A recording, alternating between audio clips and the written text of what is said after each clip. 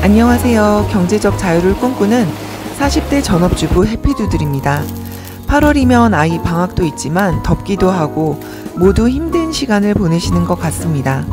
저는 이번에 남편의 고쳐지지 않는 힘든 점 때문에 좀 세게 스트레스를 받았더랬습니다. 8월 한 달이 지옥의 달로 느껴질 정도로 힘들었지만 예약해둔 캠핑장도 다녀오고 주말 나들이도 하고 참 고되고 즐거운 일을 함께 하느라 정신줄이 나갔더랬습니다.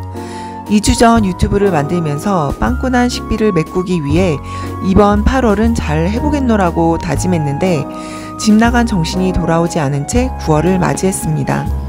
그리고 어제 8월 식비 결산을 하고 받은 충격이 오늘도 가라앉지 않고 있습니다.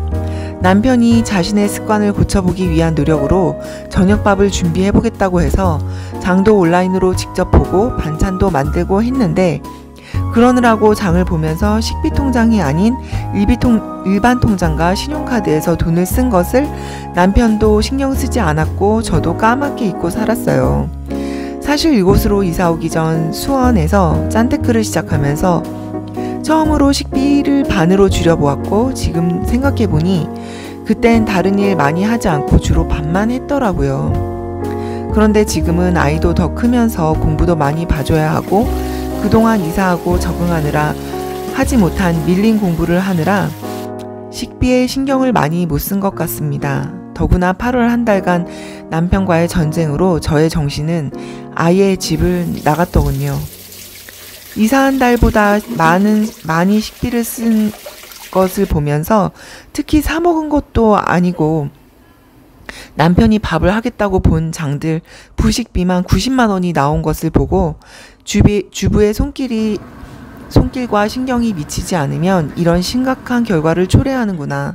정말 놀라고 또 놀란 가슴을 부여잡고 오늘까지도 놀란 가슴이 충격으로 방망이질 치고 있습니다.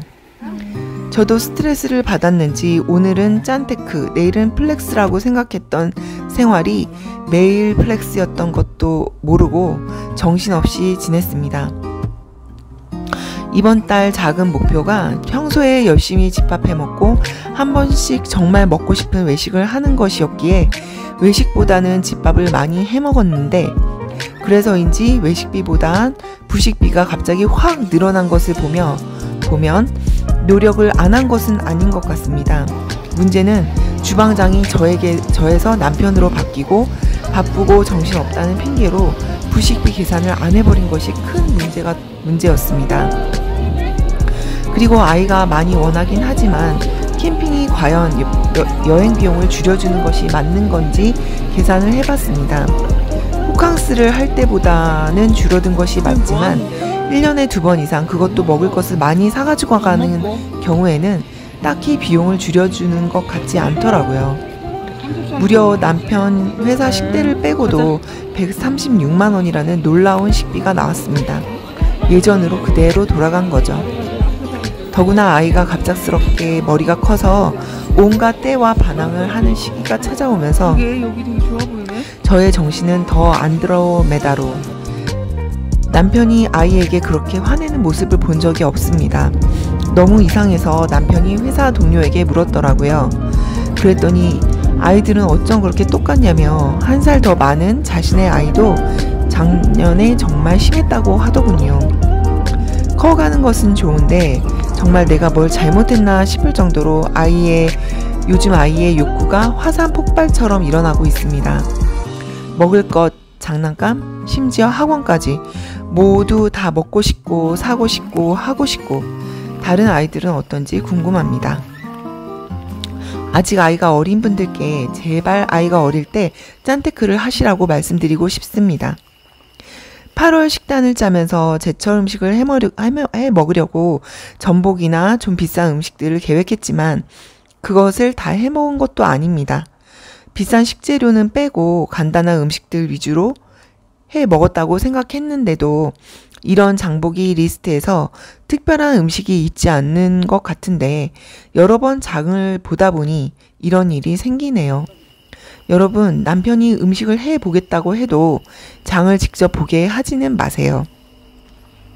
필요한 식재료를 적어주면 주부인 제가 직접 장을 보시는 것을 추천합니다. 특히 정신이 집 나갔을 때는요.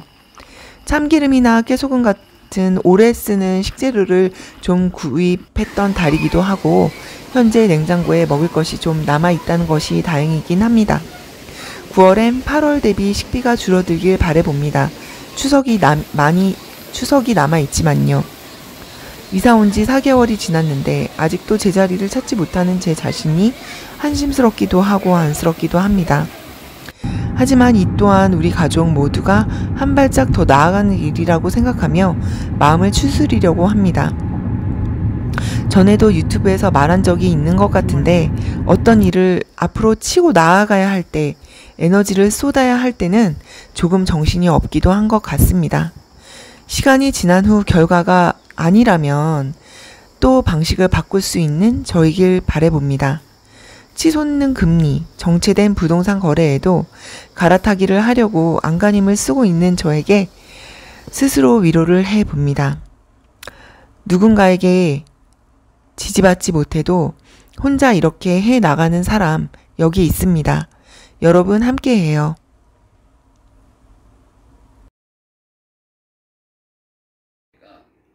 오히려 좀 많이 망가진 상태를 또 회복하는 것보다 훨씬 낫죠. 네.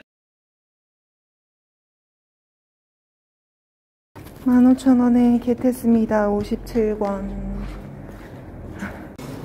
송파구에 오래된 용적률 엄청 높은 아파트에 갔다 왔는데 이거 정말 주차할 곳도 없고, 야, 새 아파트 좋구나, 그런 걸 다시 한번 느끼고 돌아옵니다. 하지만 집이 팔리면 곧 이곳은 바이바이.